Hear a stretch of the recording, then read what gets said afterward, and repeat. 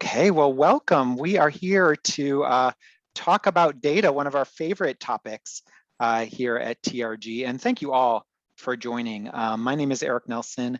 I'm joined by my colleague, David Brownlee, and we've got some exciting things to share about innovations with the COVID-19 International Sector Benchmark that you all are participating in, which we so appreciate your partnership with us to monitor and understand what the trends have been like since the pandemic has started and how we've been able to use that data to build insights and fuel our recovery. As many of you out there, I think, are, halls have opened up again, theaters are welcoming folks back in various ways that you're making choices about, how you strategically do that. But we are seeing the sector recover and get back to a new normal of sorts, but what our new normals look like. And we have found that the benchmark has allowed us to provide insights and thoughts that have become,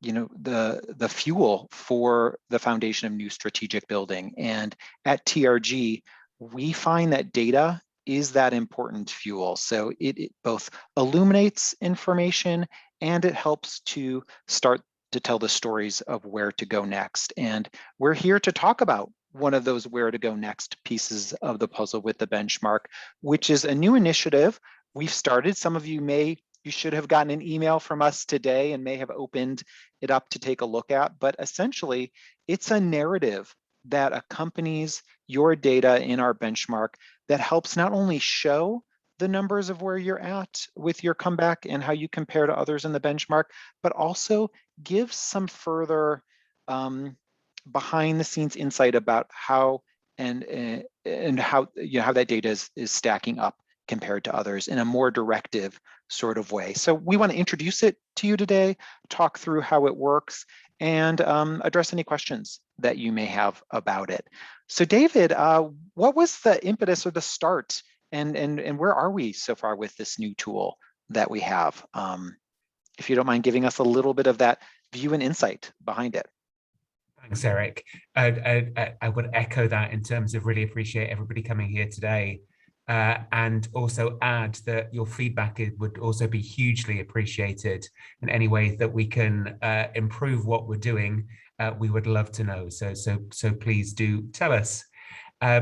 So this our lovely COVID sector benchmark, which we set up in March of 2020, expecting it to be running for 6 weeks, 8 weeks, 12 weeks, maybe.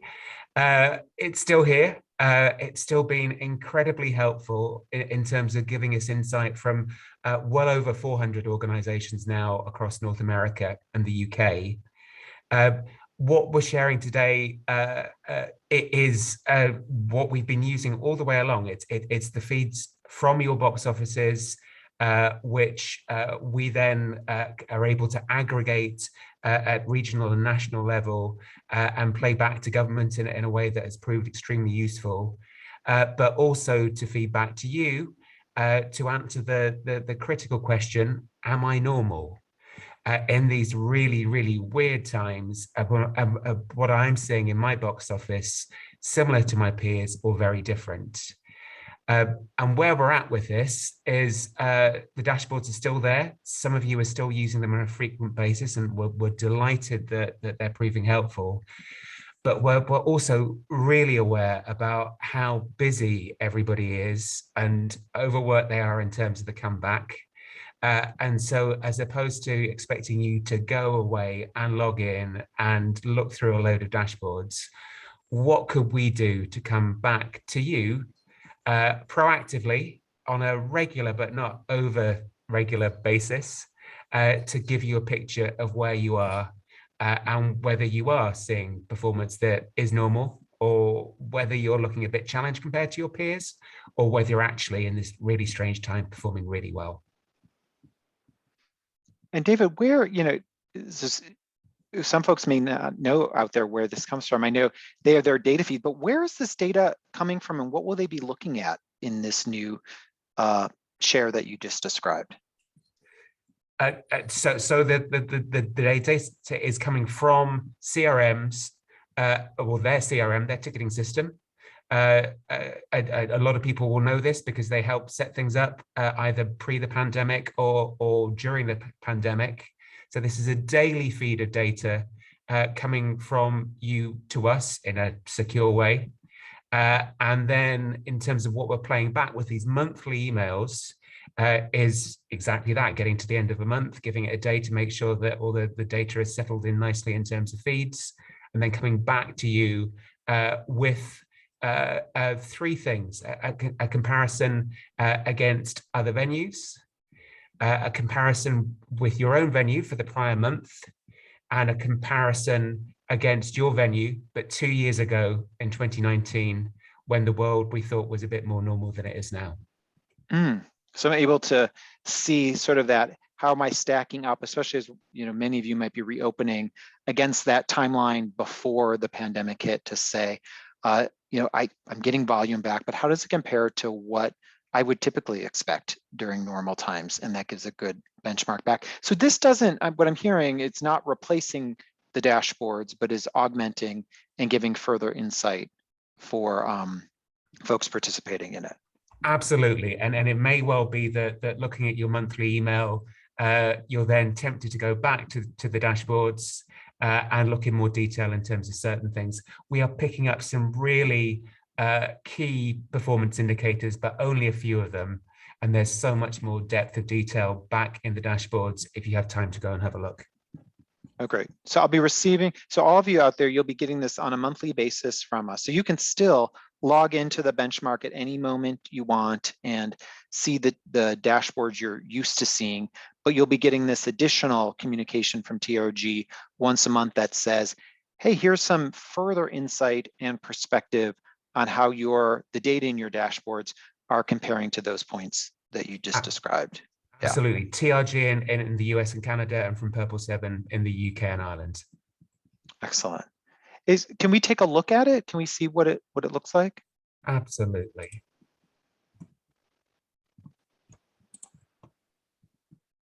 So this isn't any of you, and this is actually from a trial period. So this is back some time ago, but looking through the email, it starts off with a little section that says about this report, and it reminds you what is the benchmarking group that you're in at the top. So for this anonymized organization, it's a large presenting organization based in the United Kingdom. And the way that we've got this broken down is that there are 8 different types of organization in the UK.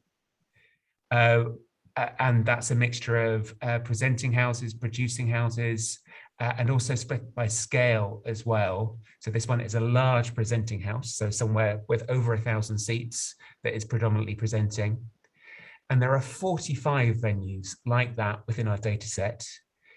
So you're comparing yourself with 44 other venues. And For David, North America, sorry, Eric? Yeah, so do I make that choice of which venue group I want to be, or benchmark group I want to be in, or is that something that TRG is assigning for me? It's something that TRG and Purple 7 initially assigned for you. And when we set you up with the benchmark, we said, hey, we're putting you in this bucket over here. If you'd like to be in a different bucket, you just let us know, and it's dead easy for us to move you somewhere else if you think it's more appropriate. In terms of those buckets, there are quite a few of them in the UK. In North America, where we have a smaller cohort, we've got 3, which are theatre, music, and other. And the other contains things like art centres, ballet, opera, and so on. Great. So it gives us a chance to, by being put in those groups, to really get even more focused with peer-to-peer comparisons. That's the goal and purpose behind it. Yeah. Exactly. So instead of comparing yourself to over 400 other organizations, you're comparing yourself to, in this case, 44 organizations that look a lot more like you. Great. Shall I go on and talk about ticket sales? Yes, that'd be great. Thank you, David. So this is one of our key performance indicators, which is a very simple one. How many tickets did you sell for performances in the last month. And this is daily sales, not mature sales. So these were sales that you took in November for performances that could be in November, they could be in December, they could be in March next year. And for this organization that we're looking at now, they sold in the prior 30 days 46,200 tickets. And then on the right-hand side, and this is where I get slightly challenged because I'm very old-fashioned with my colors, well, we have three, what I'm told by colleagues are green boxes, signifying that things are looking good for this organization. And for this organization, they have sold 88% more tickets than the average for their 45 large presenting venues. They've sold 85% more tickets than they did in the previous month. And they've sold 90% more than they did during this period in 2019. I think for this anonymized organization, quite extraordinary performance, because most organizations were not seeing much of an increase on 2019. Most actually, they're still down on it. But and putting David, all of this, sorry, Eric. No, go ahead. I have a question, but you may be finishing that point and I don't want to step on that. No, you go for it because I was about to move down to the text below. Yeah, so you mentioned the purposefulness of this being green for these stats, and these are all strong, performing above where these three indicators would be. So these are ahead of the curve. If I were on par or behind, would these colors change? They would indeed. And as Okay. we go through this report and get down to the bottom of it, we will see that change in action. Great. So it easily visually gives me a cue to say ahead or behind or on par. Absolutely. Absolutely. Okay, great. Excellent. Thank you. And what you're getting in this initial box is really important, but really quite unnuanced information. Because even when you're looking at yourself and 45 or 44 other venues, there will be some history there in terms of how you have performed compared to those other venues. Over time, have you been in the top quartile, or over time have you been in the bottom quartile? And if previously you've generally been in the bottom quartile, if you're doing better than that this time in 2021, then we want to know. So the box underneath with the text gives us a bit more explanation in the context of your historic performance. And then the very first thing within the box will only appear sometimes when we've done some calculations in the background, and when we look at how you're performing in terms of those three stats and how you performed historically. If you're doing really well on all of those things, you'll get a nice bold sentence appearing saying your performance last month was strong, which this organization's was. So the first sentence following that relates to the first of the three indicators. Your sales last month were not only ahead of your peers, but you're also doing better than we'd expect given your historic performance. So if this organization, we expect it to be in top quartile, it's doing even better than we would have expected. Double and tick. David, why is month the comparative point? Why is that the bucket of time that we're looking at? Why not weekly or, a different That's a great question, structure? Eric. Yeah. And we thought about this too. We could move to weekly. There is a possibility to do that.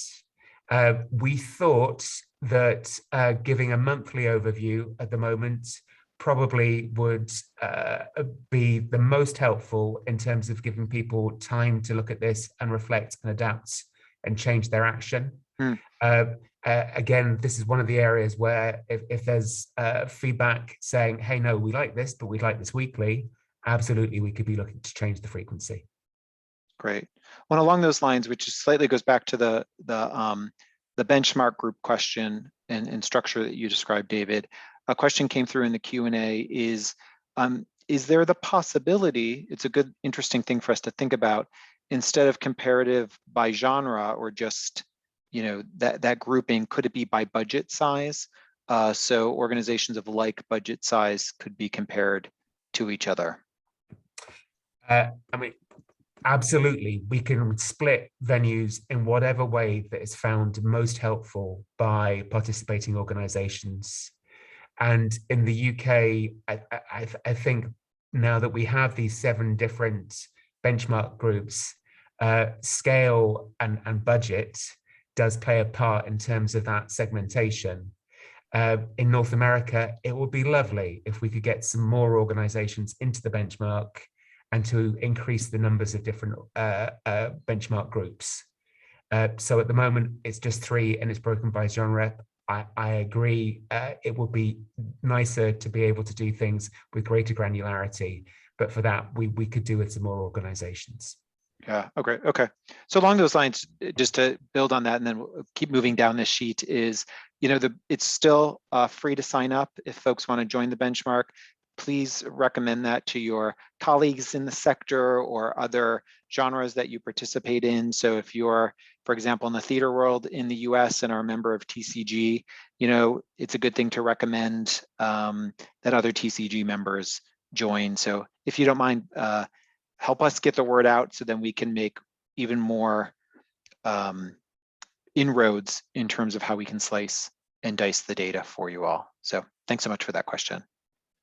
Yeah, I mean, absolutely. The more we have, the more useful the tool would be, and we know that organizations, as they are coming back, are finding it useful now in a way that they didn't when things were very quiet during 2020. So that was the first sentence. The second one: last month's sales were not only higher than the month before, but also grew faster than your peers. You can tell that this organization, again, double tick. Compared to the same month in 2019, your sales were higher. Your peers also experienced growth compared to 2019, but you outperformed the average. So there's a double tick for this organization. Everything's looking good in terms of how they're doing, but everything's also looking good in terms of how they're doing against these historic and other trends. Great. If we move on, the next one is revenue. And you can tell this is a UK-based organization by the pound sign we have here. Yes, indeed. And what we see here is a lot of similarity to what we saw with the sales, and we kind of hope so. If your ticket sales numbers are up, then hopefully we would see your revenue up as well. And for this organization, yeah, absolutely, 50% more than the benchmark, 66% more than last month, and 123% more than 2019. And for this organization, their performance last month was strong. Again, I'm not going to repeat the words that we see below, but they are very similar in terms of a double tick for everything there. Revenue ahead of peers and better than historic performance. And then ditto in terms of the previous month and ditto in terms of 2019. David, this question didn't come up, but I anticipate it will, because this is, it's both information that's powerful for organizations to know, for folks who are monitoring this, but also to be able to share this within the organization. Is this a downloadable or an easy to share around, report card of sorts? It's initially as easy as forwarding an email. But if you want to get other colleagues to be receiving this email on a monthly basis, we will obviously check in terms of the URLs.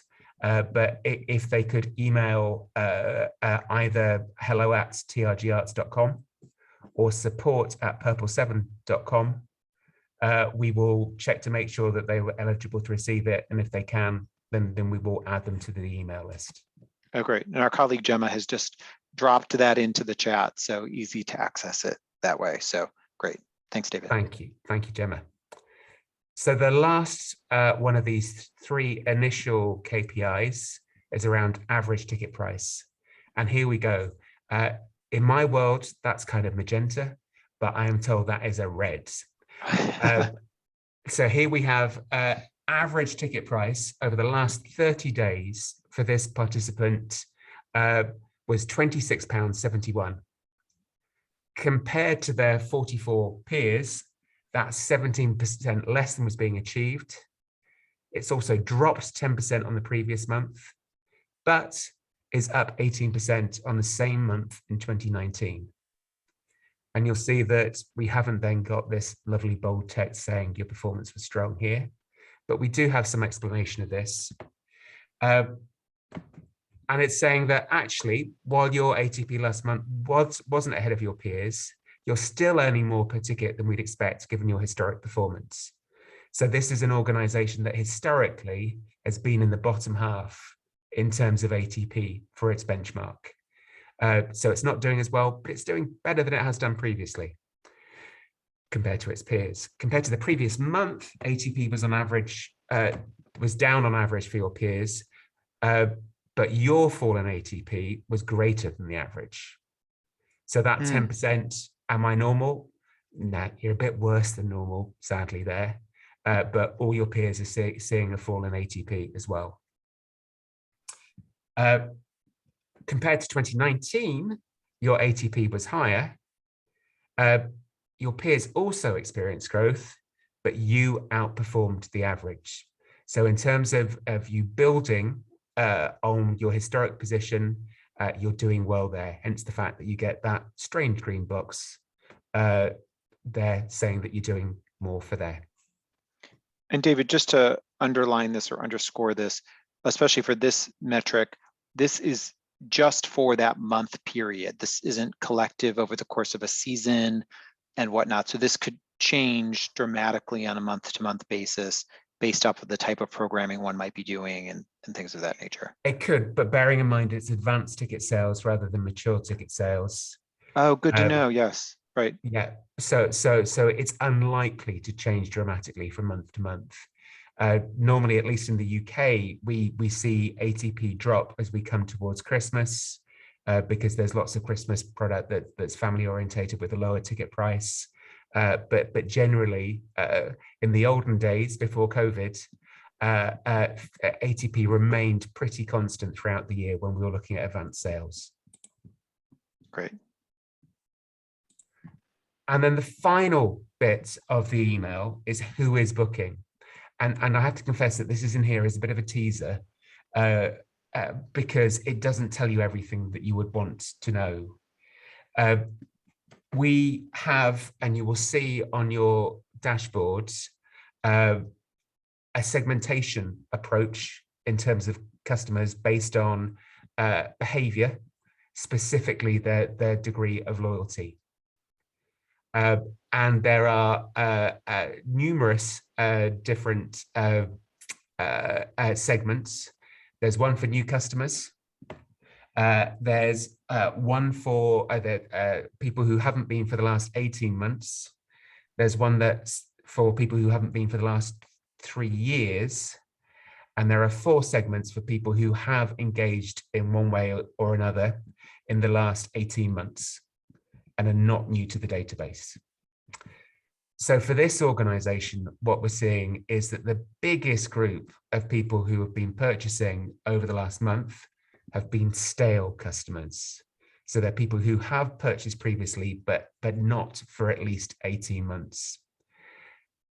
Given the pandemic, maybe this isn't that much of a surprise. New customers, a substantial 31% as well.